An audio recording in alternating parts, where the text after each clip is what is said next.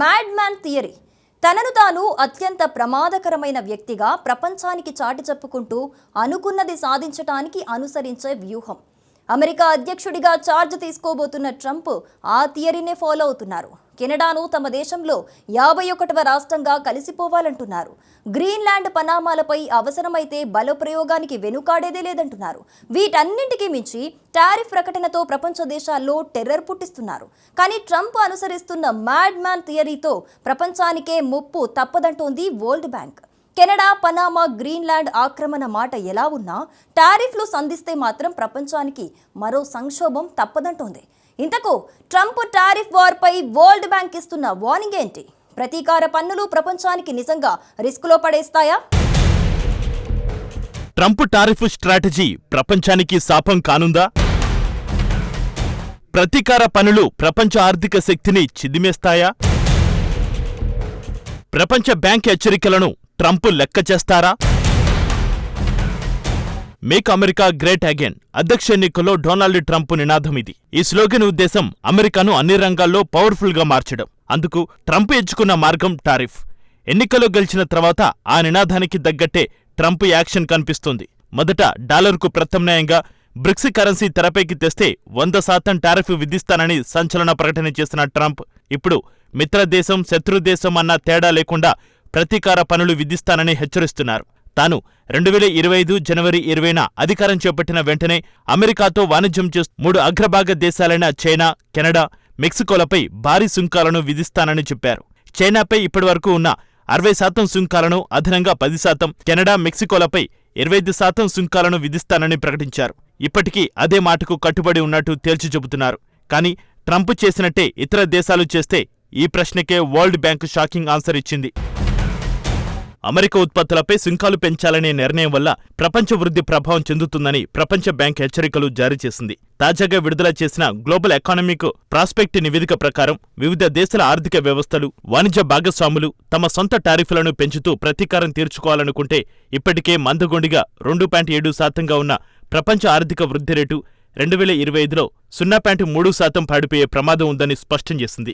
ప్రపంచ స్థూల ఆర్థిక నమూనా ప్రకారం ఇలాంటి నిర్ణయాల వలన ప్రపంచ వృద్ధి 0.3% తగ్గిపోతుంది. ఇతర దేశాలు కూడా ఇదే పంత అనుసరిస్తే మరింత ప్రమాదం వాటిల్లుతుందని ప్రపంచ బ్యాంకు తెలిపింది. అభివృద్ధి చెందుతున్న ఆర్థిక వ్యవస్థలు 2000 సంవత్సరం తర్వాత అత్యంత బలహీనమైన దీర్ఘకాలిక వృద్ధి సమస్యను ఎదుర్కొంటున్నట్టు వరల్డ్ బ్యాంక్ నివేదిక ప్రకటించింది. అధిక రుణభారాలు, బలహీనమైన పెట్టుబడులు, ఉత్పాదకతలో తగ్గుతున్న వృద్ధి, పెరుగుతున్న వాతావరణ మార్పుల ఖర్చుల కారణంగా అభివృద్ధి చెందుతున్న దేశాల్లో 2025-26 ఏడాదికి గాను వృద్ధి రేటు 4%గా ఉంటుందని అంచనా. వరల్డ్ బ్యాంక్ ఆందోళన అర్థం లేనిదేం కాదు. ట్రంప్ టారిఫ్ వ్యవహారము కొత్తది కాదు. ట్రంప్ ఫస్ట్ టర్ములోనే ప్రతీకార పన్నుల గురించి పదే పదే ప్రస్తావించారు. ముఖ్యంగా భారత్పై సంధించారు కూడా. 2019లో ట్రంప్ అమెరికా అధ్యక్షుడిగా ఉన్న సమయంలో భారత్ను ఆయన టారిఫ్ కింగ్ అని విమర్శించారు. ఈ క్రమంలోనే భారత్కు జీఎస్పీని రద్దు చేశారు. 2019లో ట్రంప్ రద్దు చేసిన జనరలైజ్డ్ సిస్టమ్ ఆఫ్ ప్రిఫరెన్స్ ప్రార్థనతో ఇతర దేశాలు అమెరికాకు ఎలాంటి సుంకం లేకుండా కొన్ని వస్తువులు ఎగుమతి చేయొచ్చు.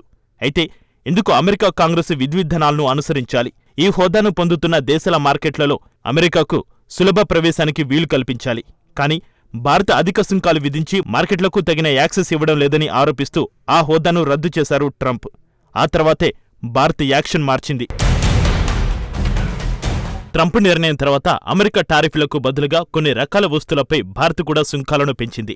భారత్ చర్యతో ట్రంప్కు అమెరికాలో బలమైన మద్దతుదారులైన గ్రామీణులపై తీవ్ర ప్రభావం పడింది. దీంతో ట్రంప్ తీసుకున్న నిర్ణయాన్ని ఆ దేశ చట్టసభలకు చెందిన ప్రతినిధులే తప్పుబట్టారు. ఇండియాకు జీఎస్పీ హోదా తొలగించడం ద్వారా ఆర్థికంగానే కాక ఉద్యోగాల విషయంలోనూ అమెరికా నష్టపోతుందని 44 మంది అమెరికన్ చట్టసభ్యులు వివరించారు. జీఎస్పీ హోదా రద్దుతో అధిక సుంకాలు వేసినప్పటికీ 2 నెలల్లో ఇండియా నుంచి 40% దిగుమతులు పెరిగినట్లు పేర్కొన్నారు. అంతేకాకుండా ఇవన్నీ గతంలో జీఎస్పీ అర్హత కలిగిన వస్తువులేనని అన్నారు.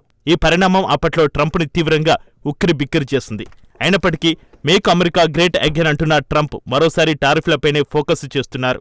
అయితే 2019లో భారత్ అనుసరించిన వ్యూహాన్ని ప్రపంచ దేశాలు ఫాలో అవ్వాలనుకుంటున్నాయి. ఈ వారంలో కెనడా ఆల్రెడీ యాక్షన్ మొదలుపెట్టేసింది. అందుకే వరల్డ్ బ్యాంక్ ఆందోళన వ్యక్తం చేస్తోంది. భరించలేని స్థాయిలో టారిఫ్లు విధిస్తానని ట్రంప్ బెదిరిస్తున్న నేపథ్యంలో కెనడా ప్రధాని జస్టిన్ ట్రూడో మరోసారి స్పందించారు. తాము వాణిజ్య యుద్ధాన్ని కోరుకోవడం లేదని, అవసరమైతే మాత్రం దానికి ప్రతిస్పందించడానికి సిద్ధంగా ఉన్నట్లు ప్రకటించారు. అమెరికా నుంచి పొంచి ఉన్న టారిఫ్ల ముప్పుపై అధికారులతో చర్చించిన ట్రూడో ప్రతిస్పందన విషయంలో ఉన్న ప్రతి అవకాశాన్ని చర్చించినట్లు పేర్కొన్నారు. అమెరికా నుంచి దిగుమతి చేసుకునే స్టీల్, గాజు ఉత్పత్తులపై ఫ్లోరిడా ఆరెంజ్ జ్యూస్ పైన ప్రతీకార పన్నులు విధించాలని నిర్ణయించారు. మరోవైపు అమెరికాకు చమురు, విద్యుత్ కెనడాలోని ఆల్బర్టా ప్రావిన్స్ నుంచే ఎగుమతి అవుతుంది. ఈ విషయంలోనూ అమెరికాపై ఒత్తిడి పెంచాలని ట్రూడో ప్లాన్ చేస్తున్నారు. నిజానికి అమెరికా, కెనడాలు కీలక వ్యాపార భాగస్వాములు. అమెరికాలోని 36 రాష్ట్రాలకు అత్యధిక ఎగుమతుల కేంద్రంగా కెనడానే నిలిచింది. నిత్యం $3.6 బిలియన్ విలువైన వస్తుసేవలు సరిహద్దులు దాటి వెళ్తుంటాయి. 2019లో భారత్ ప్రతీకార పన్నుతో ట్రంప్ను దెబ్బకొట్టింది. అవసరమైతే ఇప్పుడు అదే చేస్తోంది. ఇటు కెనడా సైతం ప్రతీకార పన్నుల కోసం వ్యూహాలు సిద్ధం చేస్తుంది. ఇతర ప్రపంచ దేశాలు అదే చేస్తే ప్రపంచ ఆర్థిక వ్యవస్థ కోలుకోవడం అసాధ్యం. అందుకే పెట్టుబడులను ప్రోత్సహించడానికి, వాణిజ్య సంబంధాలను బలోపేతం చేయడానికి వివిధ దేశాలు మెరుగైన సంస్కరణలను అవలంబించాలని ప్రపంచ బ్యాంకు చీఫ్ ఎకానమిస్ట్ ఇందర్మిత్ గిల్ చెబుతున్నారు.